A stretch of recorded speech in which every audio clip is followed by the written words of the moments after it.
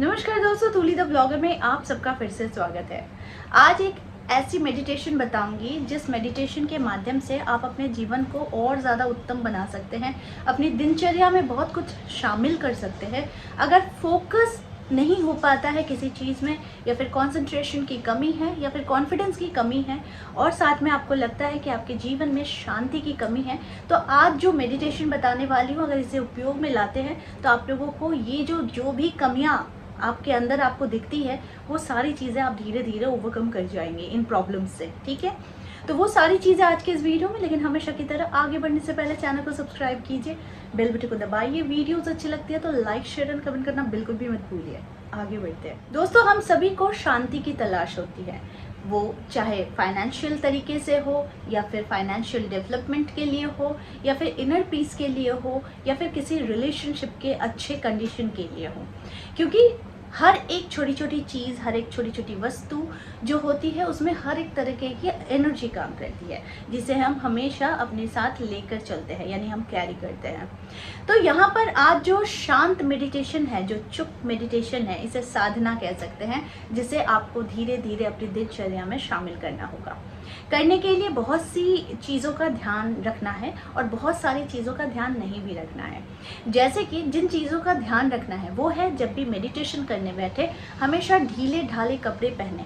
हमेशा कोशिश करें कि वैसे कपड़े पहने जो आपको आराम दे, जो आपको लंबे समय तक आसन में बैठने में आपकी मदद करें।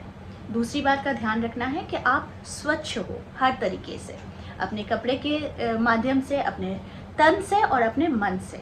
ये स्वच्छता को आपको मेंटेन करना है।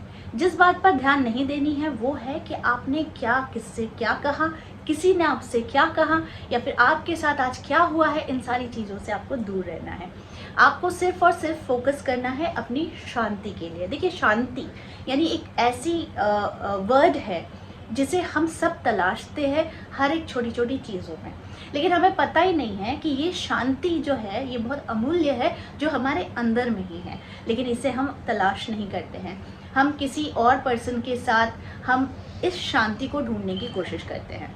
तो आज मैं आपको अपने अंदर की आत्मा से, यानी कि आपकी अंदर की जो शांति है, आपके अंदर में जो ईश्वर है, उसके साथ मिलाने की कोशिश करूँगी। ठीक है, क्योंकि मैंने भी अपने जीवन में इस तरीके के प्रयोग किए हैं और इससे मुझे बहुत ज़्यादा फ़ायदा मिला है। और जिन चीज़ों से मुझे फ़ायदा मिलता है उन चीज़ों को मैं आप लोगों तक ज़रूर लेकर आती हूँ। तो जैसा मैंने आप लोगों को कहा कि इसके लिए ढीले ढाले साफ़ सुथरे वस्त्र की ज़रूरत है। आप भी तन से और मन से बिल्कुल भी साफ़ सुथरे होकर रहिएगा। और जो इसका क्रियाकलाप आपको करना है ये किसी भी समय में कर सकते हैं, या तो बिल्कुल मॉर्निंग में, ब्रह्म मुहूर्त में, या तो आप बिल्कुल सो के उठने के बाद, या फिर रात को सोने जाने से पहले, या फिर 24 घंटे में कोई एक ऐसा समय जिस समय आपको कम से कम आधा घंटा या 1 घंटा आपको कोई डिस्टर्ब ना करे। ठीक है, ऐसे समय की तलाश कीजिए। और उस समय आपको जो करना है कि सीधे सीधे बिल्कुल अपने स्पाइनल कॉर्ड को सीधे करके बैठना है। आपको ध्यान मुद्रा में बैठना है, और साथ में आपका सर जो है वो बिल्कुल स्ट्रेट और सीधा होना चाहिए। ऐसे वैसे जैसे तैसे करके नहीं बैठना है। बैठने के लिए आप आसन का प्रयोग कर सकते हैं, और बैठने के लिए आप चेयर या सोफ़ा का भी प्रयोग कर सकते हैं। बेड में भी बैठकर आप कर सकते हैं। बस इसकी कंडीशन यही होती है कि आपका स्पाइनल कॉर्ड जो है वो बिल्कुल सीधा होना चाहिए, यानी आपका मेरुदंड। ठीक है, इसके बाद इससे क्या होता है कि जब आप ब्रीदिंग एक्सरसाइज करते हैं तो ये पूरे तरीके से आपके क्राउन चक्र से होते हुए 7 चक्रस में प्रवेश करते हैं। यानी हर एक चक्र जो है, जब आप मेडिटेशन करते हैं या फिर ध्यान में होते हैं तो आप अपने चक्रों पर फोकस कर रहे होते हैं। चलिए, ये बहुत ज़्यादा डिफ़िकल्ट हो जाता है शुरुआत करने के लिए। अभी जो आपको करना है वो सिंपल सी चीज़ है कि आपको शांत हो जाना है। आपको दिमाग में किसी भी तरीके का कोई भी थॉट प्रोसेस नहीं चलाना है। आपको ना कुछ चाहिए, ना आपको किसी को कुछ देना है।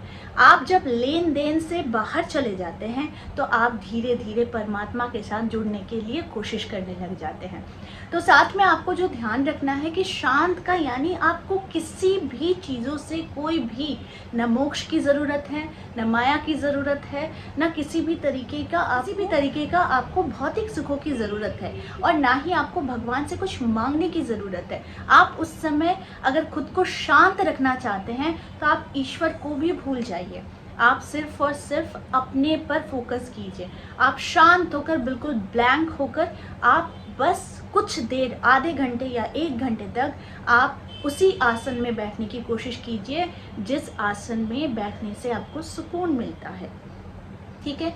इसके बाद ना, जब आप किसी भी चीज़ की डिमांड नहीं करते हैं, यानी आपको ना कुछ चाहिए, ना आपको किसी को कुछ देना है, ना आप ईश्वर के साथ वो सुख को अनुभव अगर आप करना चाहते हैं तो आपको ईश्वर से भी ना कुछ मांगना है और ना ही कोई प्रार्थना करनी है। क्योंकि आप जब अंदर से बिल्कुल शांत हो जाते हैं तो आप बस इस पर चिंतन कीजिए कि आप अपने आप को रिलैक्स कर रहे हैं। आपके जन्म से लेकर अब तक का जो भी सफ़र है, ये सिर्फ और सिर्फ चिंता, थॉट प्रोसेस और साथ में आपने क्या क्या कार्य किए हैं, किसके साथ क्या हुआ है, किसने आपके साथ क्या किया है, कितने आपने सुख भोगे हैं, क्या आपको मिला है, क्या आपको नहीं मिला है, इन सारी चीज़ों के बीच से आप गुजरते हैं। लेकिन याद रखिए कि हमारी कुछ इच्छाएं जो होती हैं ना, वो हमेशा पूर्ण नहीं होती है। कुछ इच्छाएं हैं जो पूर्ण होगी, कुछ इच्छाएं हैं जो अपूर्ण होगी। ये हर किसी के जीवन में है कि हम जो भी मांगते हैं वो पूर्ण नहीं होती है कुछ मामलों में, और कुछ मामलों में बहुत जल्दी पूर्ण हो जाती है। तो यानी कि हर एक आत्मा, हर एक इंसान एक ही स्थिति से गुजर रहा है।